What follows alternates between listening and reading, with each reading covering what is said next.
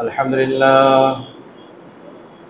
لله نحمده ونستعينه ونستغفره ونؤمن به ونتوكل عليه ونعوذ بالله من شرور أنفسنا ومن سيئات أعمالنا من يهده الله فلا مضل له ومن يضلل فلا هادي له ونشهد أن لا إله إلا الله ونشهد أن محمدا عبده ورسوله أرسله بالحق بشيرا ونذيرا وداعيا إلى الله بإذنه وسراجا منيرا فأعوذ بالله من الشيطان الرجيم بسم الله الرحمن الرحيم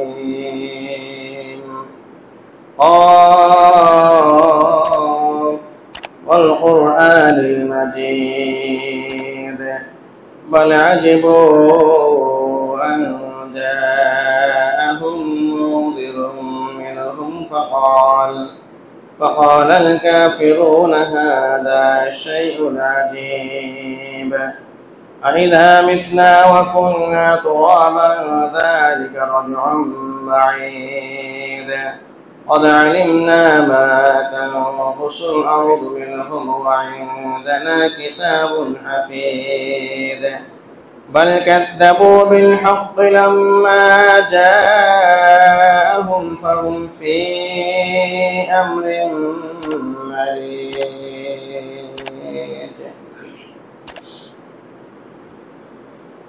আলহামদুলিল্লাহ, সমস্ত প্রশংসা ও গুণগান কেবলমাত্র মহান আল্লাহ রাব্বুল আলামিনের জন্য, যার অশেষ রহমতে আমরা সাপ্তাহিক শ্রেষ্ঠতম ইবাদত পালনের জন্য সবচেয়ে শ্রেষ্ঠতম দিনে মসজিদে সমবেত হতে পেরেছি। এই জন্য শুকরিয়া জ্ঞাপন করছি আলহামদুলিল্লাহ।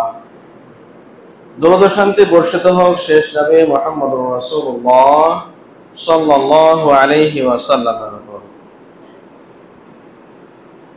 সম্মানিত মুসল্লিবৃন্দ, আজকের এই গুরুত্বপূর্ণ মুহূর্তে সাপ্তাহিক শ্রেষ্ঠতম দিনে আমরা পৃথিবীর মাঝে,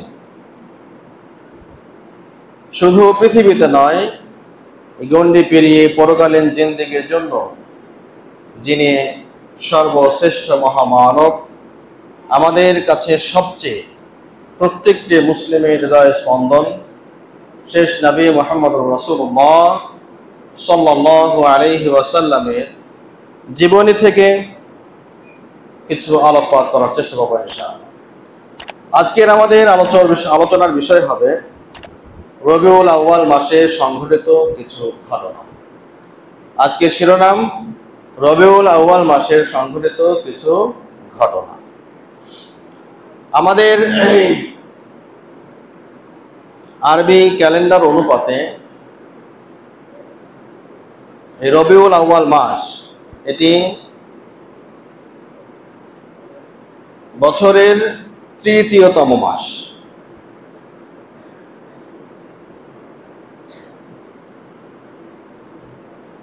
এই তৃতীয়তম মাসে রাসূলুল্লাহ সাল্লাল্লাহু আলাইহি ওয়াসাল্লামের শানে বেশ কিছু ঘটনা ঘটেছিল। সেই বিষয়গুলোই মূলত আমরা আলোকপাত করব ইনশাআল্লাহ। এই রবিউল আউয়াল মাসের সম্মান ও কদর করতে গিয়ে একদল মুসলিম সম্মানের শেষ চূড়ান্ত পর্যায়ে, এমনকি এই সম্মানটুকু এটি বাড়াবাড়ি পর্যায় পর্যন্ত উপনীত হয়েছে। তো আজকে আমরা মধ্যম পন্থা হিসেবে ঐতিহাসিক আলোকে আমরা বিষয়গুলো আলোচনা করার চেষ্টা করবো ইনশাআল্লাহ। মৌলিকভাবে আমরা রবিউল আউয়াল মাসে সংঘটিত 3টি ঘটনার দিকে আমরা দৃষ্টি দেব ইনশাআল্লাহ। এই সংক্ষিপ্ত সময়ে 3টি ঘটনাকেই সামান্যতমভাবে আলোকপাত করবে ইনশাআল্লাহ। প্রথমত, এই রবিউল আউয়াল মাসে যে ঘটনাটি ঘটেছিল তা হলো রাসূলুল্লাহ সাল্লাল্লাহু আলাইহি ওয়াসাল্লামের জন্ম।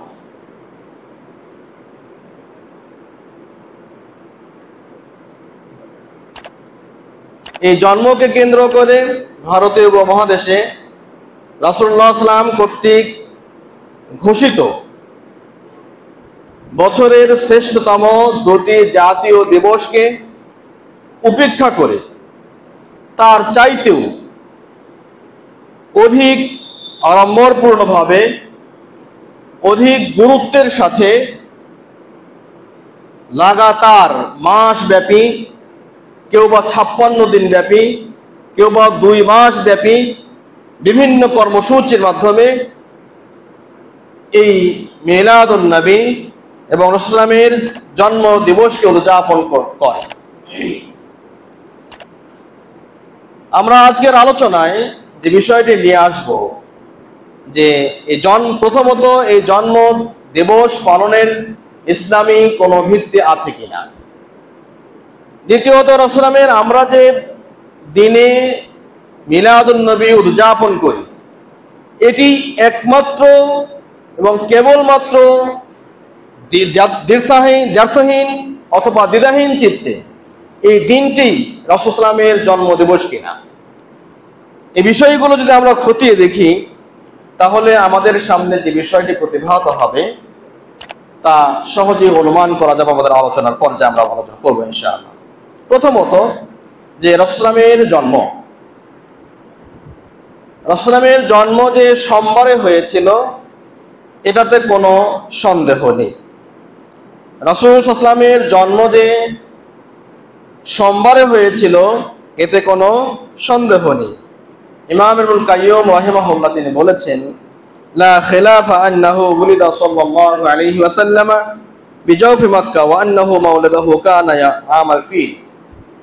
এবং ইবনুল কাইয়্যিম রাহিমাহুল্লাহ তিনি বলছেন যে এই জন্ম যে রাসূলের জন্মটা যে হস্তি বাহিনী তথা যে বছরে আব্রাহা কর্তৃক হাতি বাহিনীকে নিয়ে কাবা ঘরকে ধ্বংসের যে একটা পরিকল্পনা করা হয়েছিল এবং আল্লাহ রাব্বুল আলামিনের বিশেষ গজবের মাধ্যমে শাস্তিপ্রাপ্ত হয়ে আব্রাহা সহ গোটা হস্তি বাহিনী নাস্তানাবুদ হয়ে গিয়েছিল, এই যে ঘটনাটি সংঘটিত হয়েছিল সেই বছরেই মূলত রাসূল সাল্লাল্লাহু আলাইহি ওয়াসাল্লাম জন্মগ্রহণ করেছিলেন। এটি গেল বছর। দ্বিতীয়ত, দিনটা ছিল সোমবারের দিন। রাসূল সাল্লাল্লাহু আলাইহি ওয়াসাল্লাম এই দিনকে উল্লেখ করে বলছেন, বিশেষ করে রাসূল সাল্লাল্লাহু আলাইহি ওয়াসাল্লাম সপ্তাহে 2টি দিনে সিয়াম পালন করতেন, একটি হলো সোমবার আর একটি হলো বৃহস্পতিবার। তো এই দিনের গুরুত্ব সম্পর্কে তিনি উল্লেখ করে তিনি বলছেন, যাকা ইয়াউমুন ওয়ালিদতু ফীহি ওয়া ইয়াউমুন বুইসতু। আর রাসূল বলেছেন এটা এমন একটি দিন যে দিনে আমি জন্মগ্রহণ করেছি, সোমবার। এটি এমন একটি দিন যে দিনে আমি জন্মগ্রহণ করেছি এবং এটি এমন একটি দিন যে দিনে আমাকে রিসালাত প্রদান করা হয়েছে। তাহলে সেটি ছিল সোমবারের দিন, যা রাসূলের সরাসরি মুখ থেকে বের হওয়া কথা দ্বারা, হাদিস দ্বারা সুপ্রতিষ্ঠিত প্রমাণিত।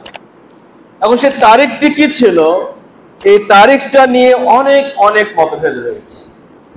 কেউ বলেছেন তারিখটি ছিল 2রা রবিউল আউয়াল, কেউ বলেছেন 8ই রবিউল আউয়াল, আবার কেউ বলেছেন 10ই রবিউল আউয়াল, কেউ বলেছেন 12ই রবিউল আউয়াল, কেউ বলেছেন 9ই রবিউল আউয়াল। তবে আধুনিক জ্যোতির্বিজ্ঞানীদের মতে 8 হতে 12ই রবিউল আউয়ালের মধ্যে 9 তারিখ ব্যতীত কোনো দিন সোমবার ছিল না। সোমবার যেহেতু রাসূলের মুখ থেকেই বর্ণনা অনুপাতে দিনের নামটা সুপ্রতিষ্ঠিত প্রমাণিত, কিন্তু তারিখটি নয়। সেই হিসেবে তারিখের ক্ষেত্রে ঐতিহাসিকদের মাঝে অনেক মতপার্থক্য দেখা যায়।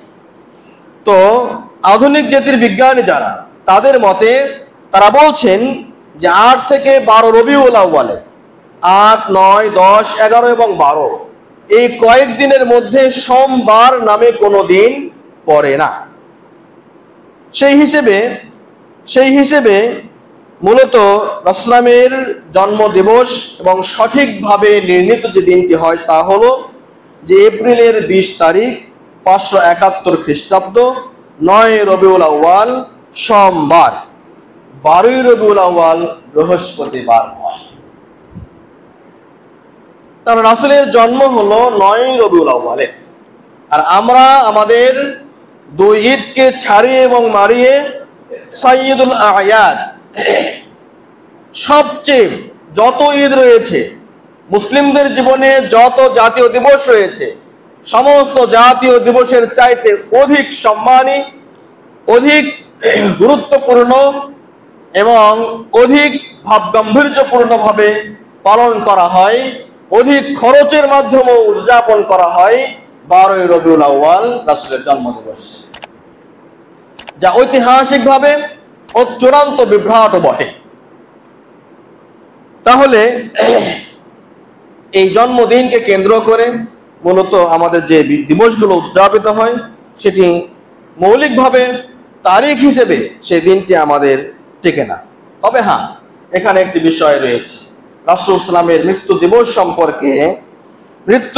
সম্পর্কে এবং তারিখ সম্পর্কে যে অধিকাংশই ঐতিহাসিকদের মতে মৃত্যু দিবস ছিল হলো 12 রবিউল আউয়াল, মৃত্যুর তারিখটা ছিল 12 রবিউল আউয়াল। এটি অধিকাংশ ঐতিহাসিকদের মতামত অনুপাত। তো সংক্ষিপ্ত করে যে বিষয়টা আমরা আলোকপাত করব তা হলো যে মৌলিকভাবে রাসূল সাল্লাম থেকে শুরু করে দিয়ে সাহাবায়ে রাদিয়াল্লাহু আনহুম, তাবেঈনে ইমাম, সালাফে সালিহিন থেকে শুরু করে নিয়ে তাদের যে স্বর্ণযুগ চলে গেছে, সমস্ত স্বর্ণযুগের অনুপাতে মূলত রাসূল সাল্লামের জন্মদিন ও জন্মদিবস, জন্ম তারিখকে নিয়ে কোনো প্রকার তাদের মাঝে বাড়াবাড়ি মাতামাতি ছিল না। এটি অনেক পরে, 400 হিজরিরও পরে এটি মূলত অত্যন্ত আড়ম্বরপূর্ণভাবে নিজেরা পালন করা হয় এবং দেশীয়ভাবে, রাষ্ট্রীয়ভাবে সকলকে পালন করবার জন্য নির্দেশ প্রদান করা হয়। এবং এই দিনকে কেন্দ্র করে ঐতিহাসিকভাবে দেখা যায় যে বহু অনাকাঙ্ক্ষিত ঘটনা ঘটেছে, যেমনটি আমাদের বাংলাদেশেও এবছর এই দিনকে কেন্দ্র করে চট্টগ্রামে চূড়ান্তভাবে মারামারি হয়েছে। এটি শুধু আজকের বাংলাদেশের ইতিহাস নয়, বরং যে সমস্ত দেশে এই একটি নব উদ্ভাবিত একটি দিনে যে দিবস উদযাপন করবার নামে এই দিনে অনেক মারামারি কাটাকাটি হয়ে থাকে। সুতরাং এই দিবস থেকে আমাদের বেঁচে থাকা অত্যন্ত জরুরি। তাহলে রবিউল আউয়াল মাসের সংঘটিত যে 2টি ঘটনা, তা হল ইসলামের জন্ম এবং মৃত্যু, এবং তৃতীয় আরো একটি ঘটনা রয়েছে যা মুসলিমদের জীবনে অত্যন্ত গুরুত্বপূর্ণ একটি বিষয়, গুরুত্ববহ একটি বিষয় আমরা উল্লেখ করতে পারি। তা হলো রাসূলুল্লাহ সাল্লাম এই রবিউল আউয়াল মাসে তার মক্কা থেকে মদিনায় হিজরত সম্পন্ন হয়েছিল। এই হিজরতকে কেন্দ্র করে আমরা সামনের আলোচনাটুকু নিয়ে আসবো ইনশাআল্লাহ। তার আগে রাসূল সাল্লাম কেমন ছিলেন, রাসূল সাল্লামের দেহ বৈশিষ্ট্যটা কেমন ছিল, এই সম্পর্কে 2-1টি কথা আমরা বলব। যেহেতু আমরা মুসলিম, রাসূল সাল্লামের নাম শোনা মাত্র আমাদের মধ্যে একটা ভাবাবেগ তৈরি হয় এবং তার নামে অনেক উদ্ভট কিছু কল্প কাহিনী উল্লেখ করবার মাধ্যমে অনেক মুসলিম দেখবেন যে রাত অতিবাহিত করছে, অনেক দিন অতিবাহিত করছে, অনেক আবেগের একটি জায়গা। সেই হিসেবে রাসূলের জন্মের মাস হিসেবে সিরাতুর রাসূল থেকে রাসূল সাল্লামের দেহ সৌষ্ঠব কেমন ছিল এর একটি বর্ণনা আমরা প্রদান করব সাবলীল ভাবে বাংলায়। যে বর্ণনাটি সিরাতুর রাসূল সাল্লাল্লাহু আলাইহি ওয়াসাল্লাম ফজিলাতুল শাইখ ডক্টর আসাদুল্লাহ গালিব হাফিজাহুল্লাহ তিনি তার এই সিরাত গ্রন্থে অত্যন্ত সুন্দরভাবে আলোকপাত করেছেন। আমরা হুবহু সেটি আমরা পেশ করার চেষ্টা করছি। রাসূল সাল্লাল্লাহু আলাইহি ওয়াসাল্লামের দেহ বৈশিষ্ট্যটা কেমন ছিল সে ব্যাপারে বিভিন্ন হাদিসের বিভিন্ন অংশ থেকে সুপ্রমাণিত প্রতিষ্ঠিত যে বিষয়গুলো এখানে একত্রিত করেছেন। কেমন রাসূলের দেহ যা ছিল, আকৃতিটা কেমন ছিল? তিনি ছিলেন মধ্যম গড়নের, না অতি লম্বা না অতি খর্বকায়, খাটো, মধ্যম গড়নের তিনি ছিলেন। অতীব সুন্দর, সুঠাম এবং গায়ের রং ছিল উজ্জ্বল এবং গৌর গোলাপি। অত্যন্ত সুন্দর সুঠাম দেহের অধিকারী, সুস্থ এবং গায়ের রং ছিল অত্যন্ত উজ্জ্বল এবং গৌর গোলাপি কালারের ছিল। তার চেহারা মণ্ডলে ছিল প্রশস্ত মুখমণ্ডল, একটু চ্যাপ্টা এবং ঘন পাপড়িযুক্ত কিঞ্চিত রক্তাভ পটল চড়া সুরমা চক্ষু।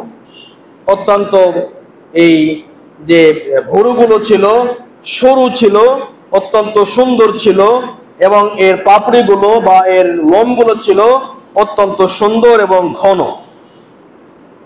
তার ঘাড়টা ছিল, তিনি বলছেন, দীর্ঘ গ্রীবা বিশিষ্ট বড় আকৃতির মাথা। ঘাড়টা ছিল একটু লম্বা, মাথাটা ছিল তুলনামূলক একটু বড় আকৃতির মাথা ছিল। যা ছিল ঘন কৃষ্ণ কেশ শোভিত।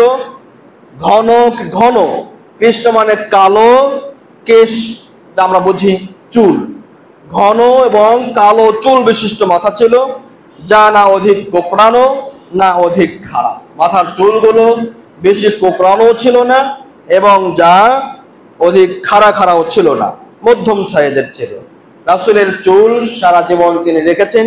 মাঝে মাঝে কদাচিৎ ব্যতীত এবং ব্যতিক্রম ব্যতীত তার চুলগুলো ছিল পাবড়ি চুল, লম্বা লম্বা চুল ছিল। মৃত্যু অবধি মাথার মাঝখানে কিছু চুল, ঠোঁটের নিম্ন দেশের এবং চোখ ও কানের মধ্যবর্তী দাড়ির ও কানের মধ্যকার কিছু চুল শ্বেত বর্ণ ধারণ করেছিল। কিছু কিছু সাদা চুল তার মাথায়, ঠোঁটের নিচে, চোখ এবং কানের মধ্যবর্তী জায়গায়, কানের মধ্যকার কিছু, কানের মাঝের কিছু চুল তিনি তার কিছু সাদা, শেষ বয়স পর্যন্ত এরকম হয়েছিল। এই কারণে তিনি চুলে কখনো খেজাব লাগাতেন না।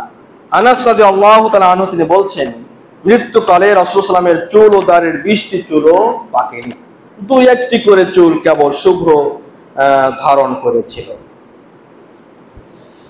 তার চুলের যে স্টাইলটা বা শৈলীটা ছিল কেমন? বলছেন, তিনি নিয়মিত চিরুনি ব্যবহার করতেন, উস্কো খুস্কো নয়, নিয়মিত চিরুনি ব্যবহার করতেন। মাথার দুদিক চুল দুদিক থেকে ভাগ করে তিনি মাঝখানে সিঁথি করতেন। মাথার চুল দুদিকে তিনি ভাগ করে মাঝখানে তিনি সিঁথি হয়ে যেত। তার মোচ ছিল অত্যন্ত খাটো, দাড়ি ছিল ঘন, দীর্ঘ এবং ঘন সন্নিবেশিত। মোচ ছিল তার অত্যন্ত ছোট ছোট। এদিকে রাসূলের সরাসরি নির্দেশ রয়েছে, আউফুল্লাহা ওয়াকসুস শারে, মানে মোচকে খাটো করা, দাড়িকে লম্বা করা। আজকের যারা নবীর আশিক রয়েছেন, যারা আশিকুন নবী বলে নিজেদেরকে দাবি করেন, তাদের দিকে একটু তাকাবেন। মোচটা এতই লম্বা যে তার দাড়ি পর্যন্ত ঢেকে গিয়েছে। কোনো কিছু পান করবার ক্ষেত্রে মোচটাকে আরেকজন আলোক না করা পর্যন্ত, উঁচু না করা পর্যন্ত পান করা তাদের পক্ষে সম্ভব হয় না। এটি হলো আশিকের রাসূল। অথচ রাসূল সাল্লাল্লাহু আলাইহি ওয়াসাল্লামের চেহারা মুবারকের যে চুলগুলো ছিল, তার বৈশিষ্ট্য হলো তার গোঁফ ছিল ছোট, দাড়ি ছিল লম্বা। তিনি ছিলেন প্রশস্ত কাঁধ বিশিষ্ট, যার বাম স্কন্ধমূলে ছিল কবুতরের ডিম্বাকৃতির ছোট মাংসপিণ্ড। বাম স্কন্ধমূলে কাঁধের হালকা একটু নিচে এইভাবে একটি ছোট ডিম্বাকৃতির মাংসপিণ্ড ছিল, যা মোহরে নবুয়াত নামে খ্যাত। যা ছিল গাত্র বর্ণ থেকে পৃথক, মানে শরীরের যে রংটা ছিল সেই রঙের চেয়ে হালকা একটু পৃথক রঙের ছিল। সবুজ বা কালচে চর্মতিল সমষ্টি, মানে চামড়ার একটা সমষ্টি আকারের মতো সুন্দর একটা তিলের মতো ছিল, বড় আকৃতি। তারপরে তার প্রশস্ত বক্ষে, তার বুক প্রসারিত বক্ষপুট হতে এখান থেকে শুরু করে নিয়ে নাভি পর্যন্ত লম্ব লোমের প্রলম্বিত রেখা, লম্বা লম্বা একটা লোম ছিল এবং এরকম রেখার মতো দেখা যেত তার মাঝখানটা, দেহের মাঝখানটা। দেহের জোড় সমূহ ছিল বড় আকারের, যে সমস্ত জোড়াগুলো ছিল সেগুলো একটু বড় বড় ছিল। পায়ের পাতা ও হস্ত তালুদ্বয় ছিল মাংসল, পায়ের পাতা এবং হাতের যে তালু এগুলো ছিল মাংসে পরিপূর্ণ, এই জন্য পরে আসছে। এছাড়া হাতের তালুদ্বয় ছিল প্রশস্ত ও মোলায়েম। রাসূলের হাতগুলো অত্যন্ত প্রশস্ত ছিল এবং অত্যন্ত নরম ছিল। সাহাবায়ে কেরাম রাদিয়াল্লাহু আনহুমের রিওয়ায়াত অনুপাতে তারা বলছেন রাসূলের হাতের তালু যে যতটা নরম ছিল এর চেয়ে নরম পৃথিবীতে কোনো জিনিস ছিল না। আর তার পায়ের গোড়ালি ছিল অত্যন্ত পাতলা, চলার সময় একটু সামনের দিকে ঝুঁকে চলতেন, যেন তিনি যে কোনো সমতল জায়গায় হাঁটলেও মনে হতো যেন তিনি উঁচু জায়গা থেকে একটু নিচের দিকে নেমে আসছেন, এইরকম সামনের দিকে ঝুঁকে ঝুঁকে তিনি হাঁটতেন। তারপরে তার দেহ নিঃসৃত সে বিন্দু সমূহ, তার মানে তার ঘর্মাক্ত যে ঘেমে যাওয়ার পরে যে বিন্দু বিন্দু ঘাম তার শরীরে জমে থাকতো, এগুলো মুক্তার ন্যায় পরিদৃষ্ট হতো, যেন সেখানে মুক্তা জ্বলছে এরকম দেখা যেত। এবং যার গন্ধ ছিল মিশকে আম্বরের চাইতে সুগন্ধিময়। সুবহানাল্লাহ। রাসূলের শরীর থেকে যে ঘামটি বের হতো, এই ঘামটি যখন আটকে থাকতো শরীরে, লোমের গোড়ায়, বিভিন্ন চামড়ায়, সেটি দেখতে মনে হতো যেন মণিমুক্তা চমকাচ্ছে। আবার এর গন্ধটা ছিল, সুগন্ধিটা ছিল অত্যন্ত সুন্দর, মিশকে আম্বরের মতো, যা পৃথিবীর সবচেয়ে দামি সুগন্ধি।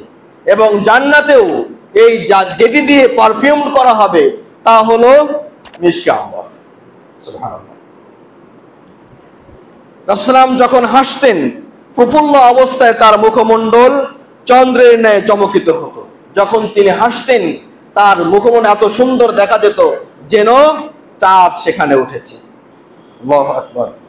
রাগান্বিত হলে তার চেহারার গণ্ডদ্বয় ডালিমের ন্যায় রক্তিম বর্ণ ধারণ করত। রাগান্বিত হলে তার এই সাইডটা অত্যন্ত ডালিমের ন্যায় রক্তিম হয়ে উঠত। ডালিমের দানাগুলো যেমন রক্ত লালিমা বর্ণ হয়, ঠিক অনুরূপ ভাবে সাল্লাম যখন রাগান্বিত হতেন তখন এগুলো ডালিমের ন্যায় রক্তিম বর্ণ দেখা যেত। আর রাসূল ছিলেন শক্ত সামর্থ্য, শক্তিশালী দেহ সৌষ্ঠবের অধিকারী। এই সুন্দর মানুষটির দেহ বৃদ্ধ বয়সে কিছুটা ভারী হয়ে গিয়েছিল, যা স্বাভাবিক বিষয় হয়ে থাকে।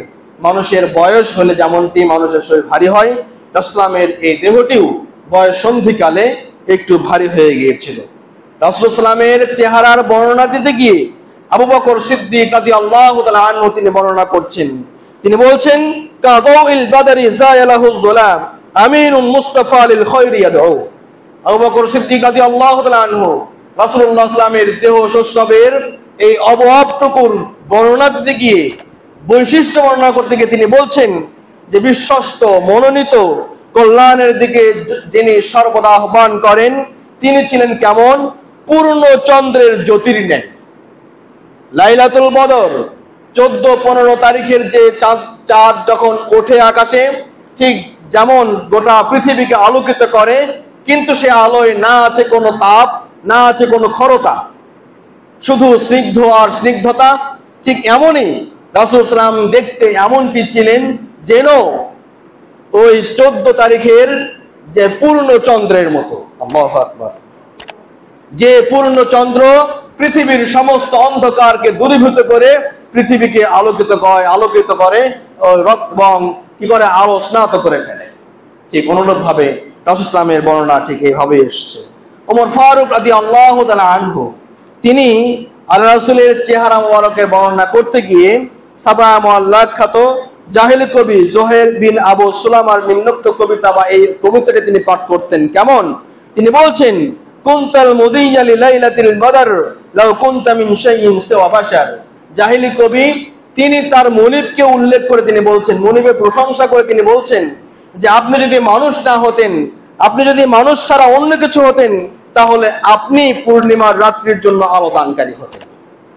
ওমর ফারুক রাদিয়াল্লাহু তাআলা আনহু রাসূলের চেহারা বর্ণনা করতে গিয়ে তিনি এই কবিতার অংশটুকু বারবার পাঠ করতেন যে রাসূল, চাঁদ যদি না হতো, আপনি যদি মানুষ না হতেন, তাহলে ওই চাঁদের আলো যেন আপনার কাছ থেকে আলো ধার করে নিত। সুবহানাল্লাহ। কাব বিন মালিক রাদিয়াল্লাহু তাআলা তিনি বলছেন, রাসূল সাল্লাল্লাহু আলাইহি ওয়াসাল্লাম যখন আনন্দিত হতেন তখন তার চেহারা উজ্জ্বল হয়ে যেত, যেন রাসূলের চেহারাটা এক টুকরো চন্দ্র, যেন রাসূলের চেহারাটা এক টুকরো চন্দ্র। হযরত আলী রাদিয়াল্লাহু তাআলা আনহু সহ আরো যারা রাসূলের এই চেহারার প্রশংসা করেছেন, প্রশংসায় পঞ্চমুখ হয়েছিলেন, তারা সব বলতেন, রাসূলের বর্ণনা দিতে গিয়ে তিনি বলছেন, লাম আরা ক্বাবলাহু ওয়ালা বা'দাহু মিথলাহু সাল্লাল্লাহু আলাইহি ওয়াসাল্লাম, আমরা কখনোই রাসূলের পূর্বে এবং রাসূলের পরে রাসূলের মতো এত সুন্দর চেহারার অধিকারী আর কাউকে দেখিনি। তাই তো রাসূল সাল্লাল্লাহু আলাইহি ওয়াসাল্লাম ছিলেন পৃথিবীর মাঝে সবচেয়ে উত্তম। যেমন ভাবে তিনি শারীরিক অবকাঠামোগত ভাবে তিনি ছিলেন সুন্দর, ঠিক অনুরূপ ভাবে তার চরিত্র মাধুর্যটাও ছিল অত্যন্ত সুন্দর। সেই জন্যই তো আল্লাহ রাব্বুল আলামিন তার সার্টিফিকেট এইভাবে প্রদান করেছেন, ওয়া ইন্নাকা লাআলা খুলুকিন আযীম। সম্মানিত উপস্থিতি, এটি হলো রাসূল সাল্লাল্লাহু আলাইহি ওয়াসাল্লামের দেহের বর্ণনা। চলুন আমরা এই মাসে সংঘটিত যে একটি ঘটনা ঘটেছিল, হিজরতের ঘটনা, এর দিকে আমরা একটু মনোনিবেশ করি। রাসূল সাল্লাল্লাহু আলাইহি ওয়াসাল্লাম মক্কায় 13 বছর যাবত বিভিন্ন দুঃখ দুর্দশাকে সামনে নিয়ে তিনি দাওয়াতি কার্যক্রম চালাচ্ছিলেন। কখনো নিজের লোক, কখনো পরের বেশে, বিভিন্ন ভাবে, বিভিন্ন আঙ্গিকে তিনি একেবারেই এতটাই অতিষ্ঠ হয়েছিলেন, এতটা অবর্ণনীয় তিনি যে নির্যাতিত হয়েছিলেন তা বলার অপেক্ষা রাখে না। নিজের চাচা হয়ে আবু জাহাল, তিনি সে সহ গোষ্ঠীর যত বিরোধী পক্ষ রয়েছে সকলের অযাচিত, অভাবিত, অকল্পনা সব ধরনের নির্যাতন নিষ্পেষণে যখন তিনি একদম নির্জীব হয়ে আছেন, সাহাবাগণ রাদিয়াল্লাহু আনহুম একে একে তারা বিভিন্ন জায়গায় হিজরত করার এক পর্যায়ে সবাই মক্কা মদিনার দিকে হিজরত করছেন। রাসূল সাল্লাল্লাহু আলাইহি ওয়াসাল্লাম তাদেরকে যখন স্বপ্নের বর্ণনা বললেন যে আমাকে হিজরতের একটি জায়গা দেখানো হয়েছে, অত্যন্ত খেজুর বৃক্ষ বিশিষ্ট যে জায়গা, সেই জায়গাটা আমাকে হিজরতের জায়গা স্বপ্নে দেখানো হয়েছে। সাহাবাগণ রাদিয়াল্লাহু আনহুম তারা বুঝতে পারলেন, তারা পর্যায়ক্রমে মদিনায় হিজরত করতে থাকলেন। রাসূল সাল্লাল্লাহু আলাইহি ওয়াসাল্লাম রয়ে গেলেন। আবু বকর রাদিয়াল্লাহু তাআলা আনহু তিনিও হিজরতের আকাঙ্ক্ষা পেশ করলেন যে ইয়া রাসূলুল্লাহ, আমিও তাহলে হিজরত করে দিই। কিন্তু আল্লাহ রাসূল সাল্লাল্লাহু আলাইহি ওয়াসাল্লাম তাকে বললেন, আবু বকর একটু ধৈর্য ধরো, হয়তোবা আমি আশা করছি আমাকেও হিজরতের অনুমতি প্রদান করা হবে। রাসূল সাল্লাল্লাহু আলাইহি ওয়াসাল্লাম যখন এই নির্যাতনের বিভিন্ন পর্যায়ে চলে আসে, তখন হিজির নামক জায়গায় কুরাইশদের বেশ কিছু লোকজন একত্রিত হয়ে রাসূল সাল্লাল্লাহু আলাইহি ওয়াসাল্লামকে হত্যার পরিকল্পনা একেবারেই চূড়ান্ত বাস্তব রূপ দেওয়ার জন্য তারা সিদ্ধহস্ত হয়ে পড়ে। তারা একসঙ্গে তারা পরিকল্পনা করে যে যখনই আমরা মুহাম্মদকে দেখতে পাবো, আমরা সবাই একসঙ্গে তার উপরে একজোট হয়ে হামলে করব। তাহলে কি হবে? আমাদের একার কারোর উপরে কেউ দোষ দিতে পারবে না। আমরা বিভিন্ন গোত্রের বীর দর্পজগর যারা রয়েছি, বীর রাজা রয়েছি, সাহসিকতাপূর্ণ যারা বীর পুরুষ রয়েছি, আমরা তাকে একযোগে হত্যা করব। এবং যদি এই রক্তপণ দিতে হয় তাহলে আমরা সবাই মিলে এই রক্তপণ আদায় করব। এই গোপনীয় বৈঠক আর গোপন থাকলো না। রাসূলের কন্যা ফাতেমা রাদিয়াল্লাহু তাআলা আনহা তিনি ঘটনাটি শুনতে পেয়ে রাসূলকে জানালেন, আমার বাবা, আপনাকে তারা হত্যার ষড়যন্ত্র করছে। রাসূল বললেন, বেটি তুমি আমাকে একটু ওযুর পানি দাও। রাসূল ওযুর পানি নিয়ে ওযু করার পরে সশরীরে তাদের বৈঠকখানায় গিয়ে হাজির হলেন। যখন হাজির হলেন, বৈঠকে উপস্থিত সভ্যগণ যারা ছিলেন তারা অত্যন্ত ভেবাচাকা খেয়ে গেল। যাকে আমরা হত্যার জন্য বাইরে গিয়ে একজোটে আক্রমণ করব, সে কিনা আমাদের মাঝে হঠাৎ এসে উপস্থিত। একজন বলা বলি করলো, এই তো মোহাম্মদ আমাদের কাছে চলে আসছে। কিন্তু তাদের মধ্যে কেউই রাসূলের উপর আক্রমণ করার সাহস পেল না। রাসূল সাল্লাল্লাহু আলাইহি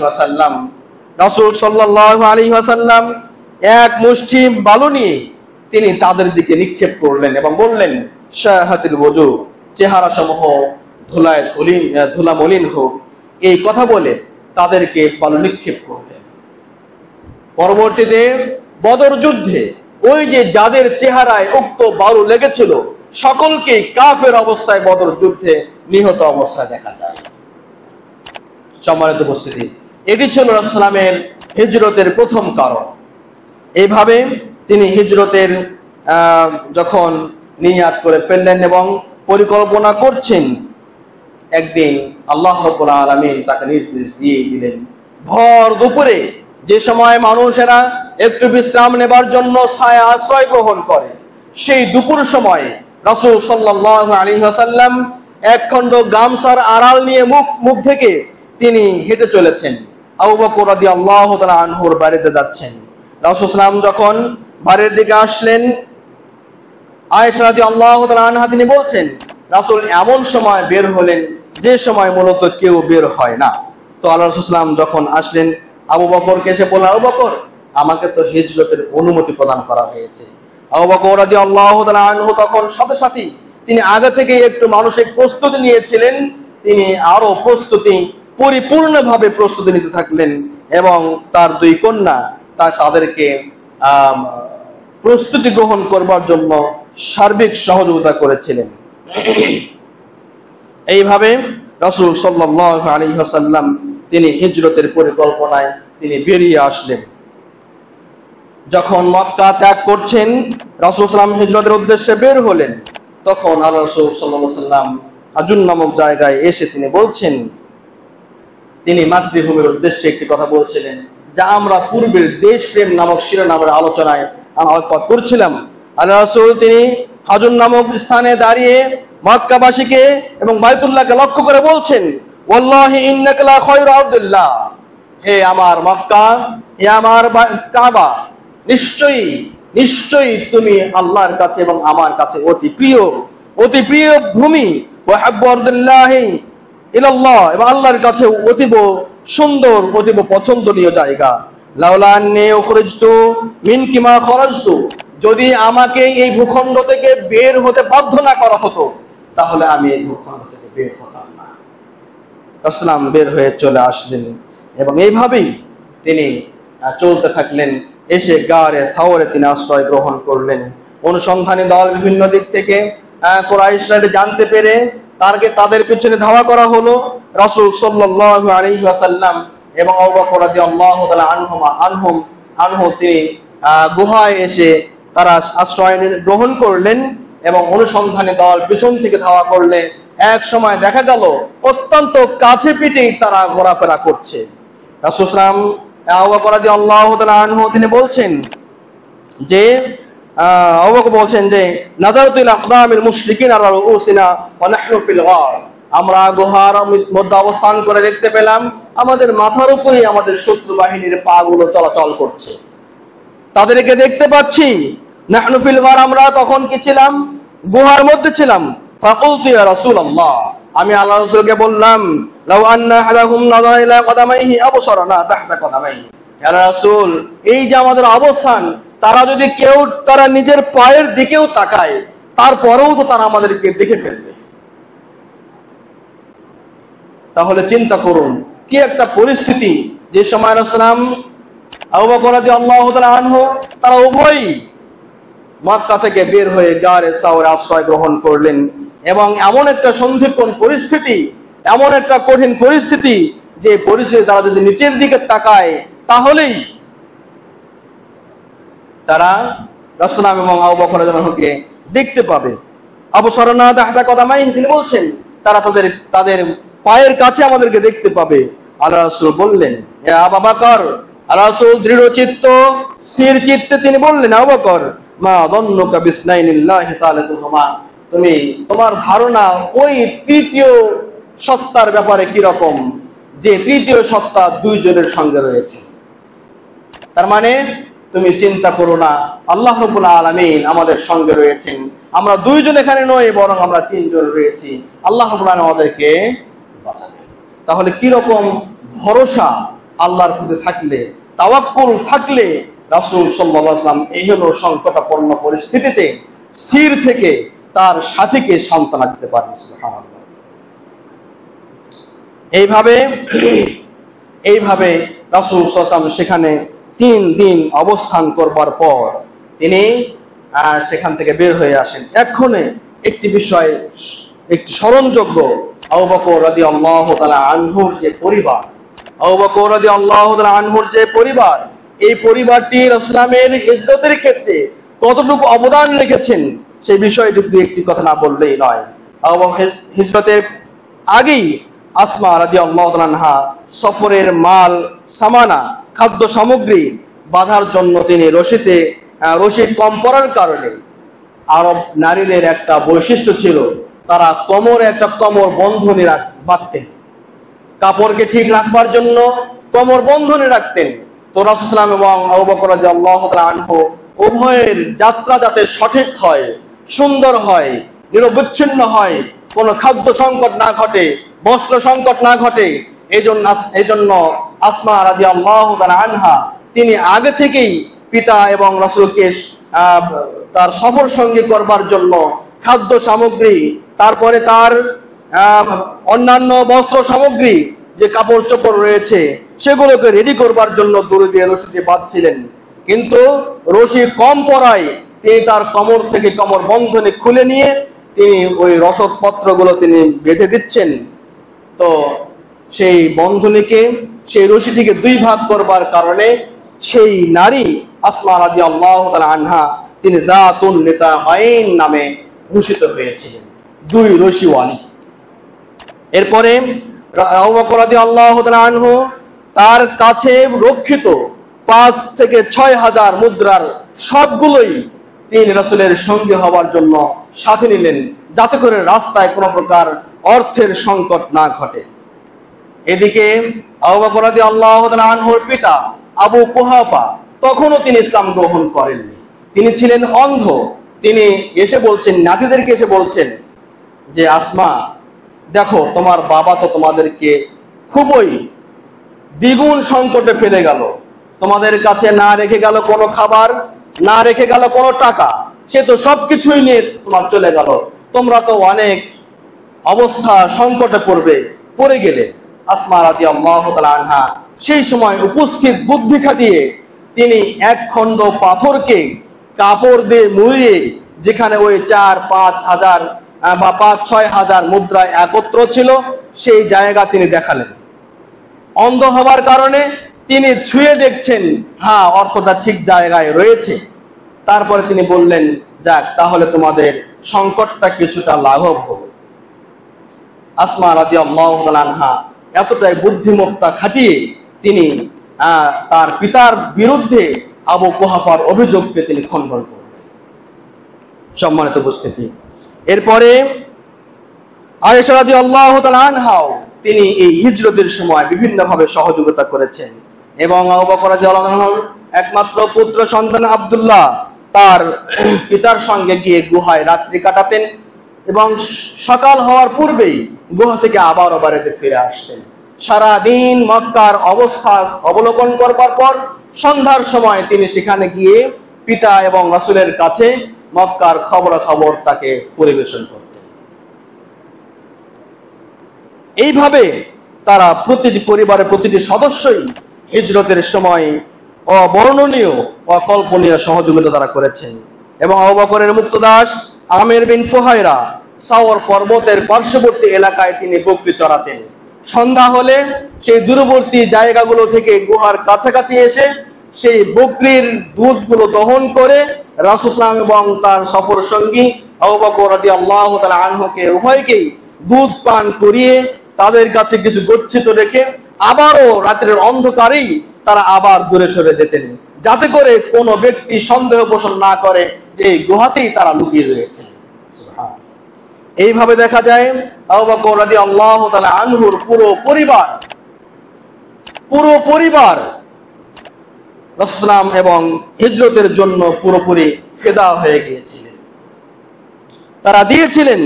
এই জন্যই তো আবু বকর রাদিয়াল্লাহু তাআলা আনহু তিনি আল্লাহর কাছে 40 বছর বয়সে দোয়া করেছিলেন, রব্বি আউজিআনি আন আশকুরা নি'মাতাকাল্লাযী আন'আমতা আলাইয়া। এই দোয়াটি তিনি করেছিলেন, যার ফলশ্রুতিতে একমাত্র তিনি এমন পুরুষ যার পূর্বের এবং পরের 4 পুরুষ লাগাতার ভাবে ইসলাম গ্রহণে দীক্ষিত হয়েছিলেন। এইভাবে হিজরতের কাজটি শুরু হয়। এভাবে 3 দিন সেখানে অবস্থান, গারে সাওর অবস্থান করবার পর রাসূল সাল্লাল্লাহু আলাইহি ওয়াসাল্লাম বের হলে যখন দেখা গেল যে কুরাইশরা 3 দিন লাগাতার খুঁজে খুঁজে তাকে পেল না, তারা রণে ভঙ্গ দিল। তারা মনে করলো না মুহাম্মদ আর হাতের নাগালের মধ্যে নাই। অতএব তারা কিছুটা স্তিমিত হয়ে গেল, তারা কিছুটা প্রশমিত হয়ে গেল। প্রশমিত হবার পর তারা একেবারে বাড়িতে ফিরে চলে আসলো। এরপরে খবর নিয়ে রাসূলুল্লাহ তার পরের দিন তিনি বের হলেন গুহা থেকে, তিনি চললেন ইয়াসরিবের উদ্দেশ্যে, তথা মদিনার উদ্দেশ্যে তিনি সেখান থেকে চললেন। এই ঘটনাটি ছিল মূলত আবু বকর রাদিয়াল্লাহু তাআলা আনহু সহ তিনি রওনা হলেন। আবু বকর রাদিয়াল্লাহু তাআলা আনহু রাসূলের বয়সের তুলনায় একটু বড় হওয়া এবং রাসূলের দেহের চাইতে একটু ভারত্ব আসবার কারণে যখন তারা চলতেন স্বাভাবিকভাবে প্রতিজ্ঞা মনে করত আবু বকর রাদিয়াল্লাহু তাআলা আনহুকেই তিনি প্রধানতম ব্যক্তি হিসেবে উল্লেখ করতেন সকলেই। তো অন্যান্য লোকেরা রাসূলুল্লাহ সাল্লাল্লাহু আলাইহি ওয়াসাল্লামকে চিনতেন না, তখন আবু বকর রাদিয়াল্লাহু আনহুকে জিজ্ঞেস করতেন যে ইনি কে। তখন আল্লাহ রাসূলুল্লাহ আবু বকর রাদিয়াল্লাহু আনহু একটু কৌশল খাটিয়ে, যেটিকে তাওরিয়া বলা হয়, তিনি একটি বাক্য উল্লেখ করতেন, জাহাদার রাজুলু ইয়াহদি ইলিস সাবিলা, যে ইনি এমন একজন ব্যক্তি যে আমাকে পথ প্রদর্শন করে নিয়ে যাচ্ছে।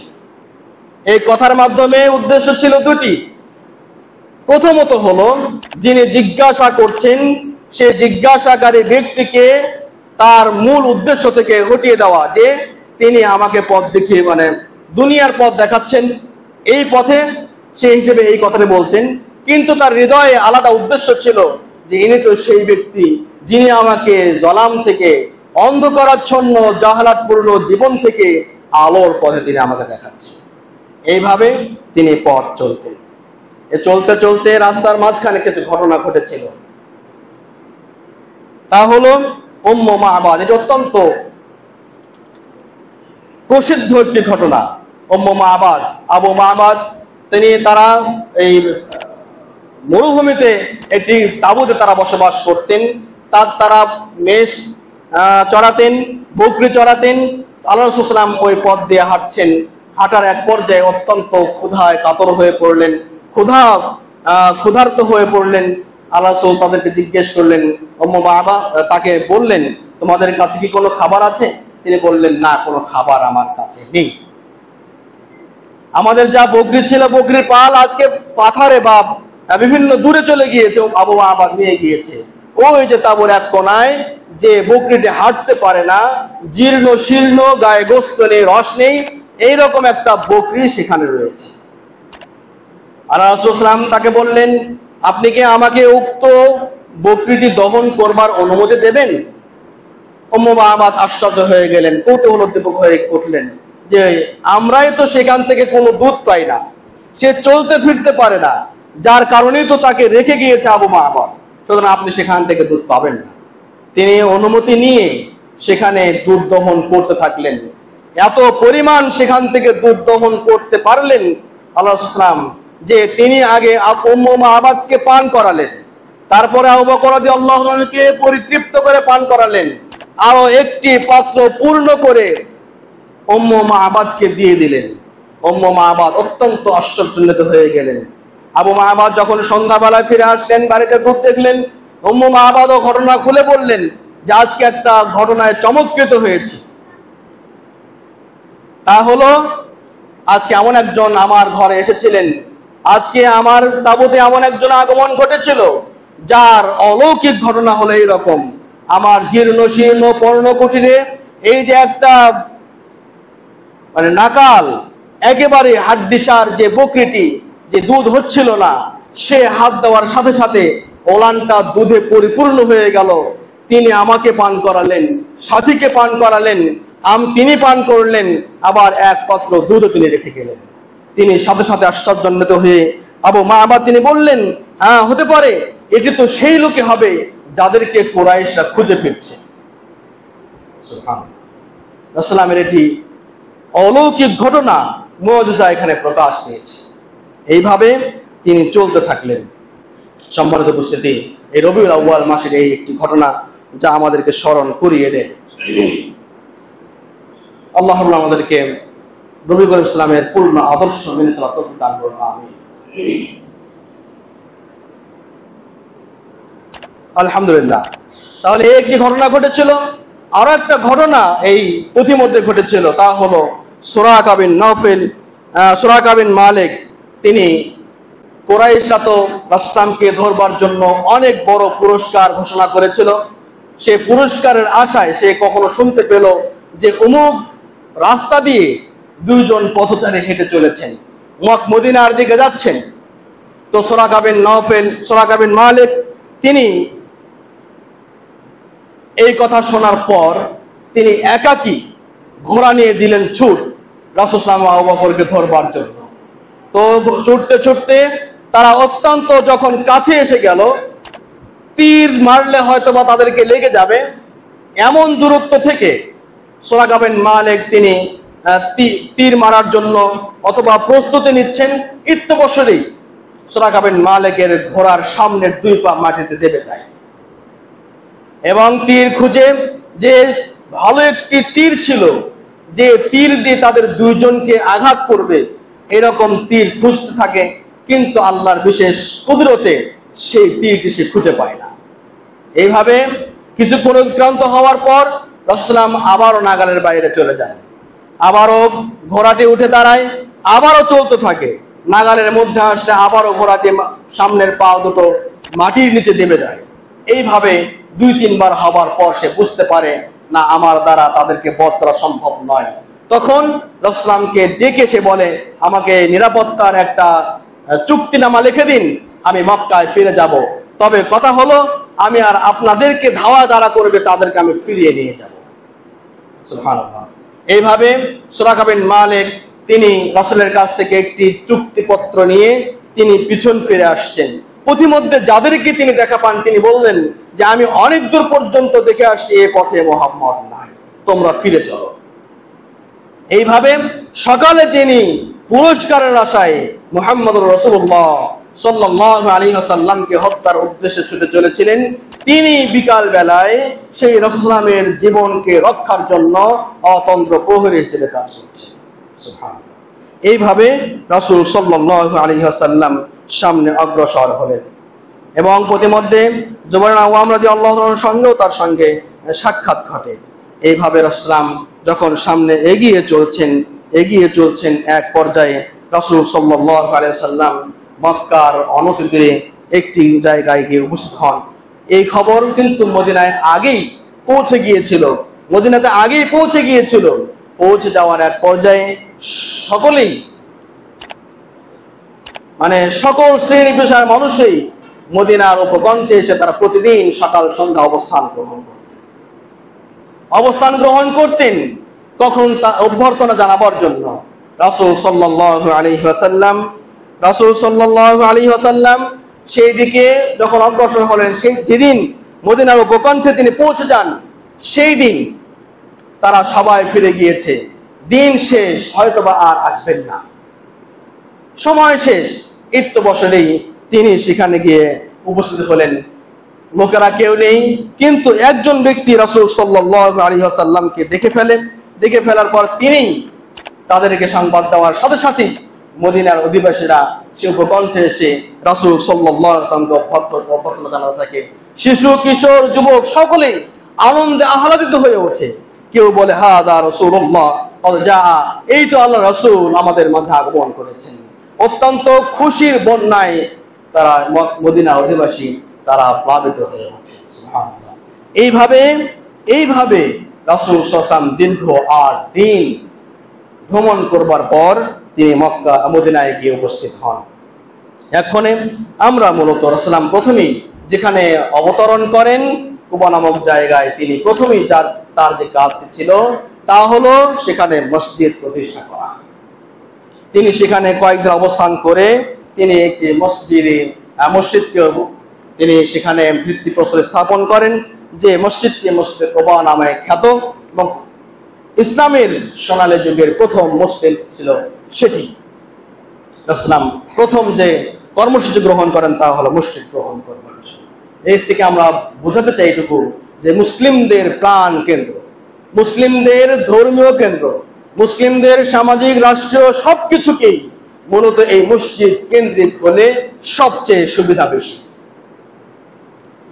আর আজকের বর্তমানে বিভিন্ন জায়গায় দেখা যায় মসজিদ ভাঙ্গা প্রবণতা, যা মুসলিমদের দ্বারাই সংঘটিত হচ্ছে, যা সত্যি অত্যন্ত ন্যাক্কারজনক একটি বিষয়। এখন আমরা এই হিজরতের যে গুরুত্ব, এই গুরুত্ব সম্পর্কে আলোকপাত করব। রাসূল সাল্লাল্লাহু আলাইহি ওয়াসাল্লাম মক্কা থেকে মদিনায় যখন হিজরত করলেন, হিজরত করার পর হিজরতের যে গুরুত্বগুলো রাসূল সাল্লাল্লাহু আলাইহি ওয়াসাল্লাম দিয়েছেন তা হলো, প্রথমত যে হিজরত আজ পর্যন্ত চালু রয়েছে, হিজরতের প্রথাটা আজ পর্যন্ত কিয়ামত পর্যন্ত চালু থাকবে। কেউ যখন এমন একটা পরিবেশে থাকবে যে পরিবেশে ঈমান ও আমলকে টিকে রাখা তার জন্য সম্ভব নয়, সেই ক্ষেত্রে সেই জায়গা থেকে হিজরত করে যেখানে তার জন্য নিরাপদ আশ্রয় তৈরি হবে সেখানে যাওয়াটা মুসলিমদের জন্য জরুরি, এবং এটা প্রচলিত রয়েছে বা এখনো চালু রয়েছে, এটা কেউ করতে পারে। এবং এই হিজরতের মাধ্যমেই মূলত রাসূলুল্লাহ স্বাধীনভাবে ইসলাম প্রচার ও প্রসার এবং মুসলিমদের ইসলামী হুকুমত, ইসলামী রাষ্ট্র, ইসলামী খেলাফত প্রতিষ্ঠার প্রথম বুনিয়াদি যে ধারণা তৈরি হয় তা হলো এই হিজরত। হিজরত করার পর মদিনাতেই প্রথম তিনি যে কর্মসূচি গ্রহণ করলেন, তারা আনসার এবং মুহাজিরদের মাঝে ভ্রাতৃত্ব বন্ধন আবদ্ধ করে তাদেরকে একটি সমষ্টিতেই তারা নিয়ে আসলেন। নিয়ে আসার পর ঈমান ও আমলের তাগাদা দিয়ে নির্ভয়ে, একবারে নির্ভয়ে তিনি হকের দাওয়াত চালিয়ে এমন একটি শক্তপোক্ত রাষ্ট্র পরিচালনা করার মতো একটি গোড়াপত্তন করলেন, যা পরবর্তীতে কয়েকশো বছর ধরে এটি প্রচলিত ছিল। সেখানে জনমত গঠিত হলো।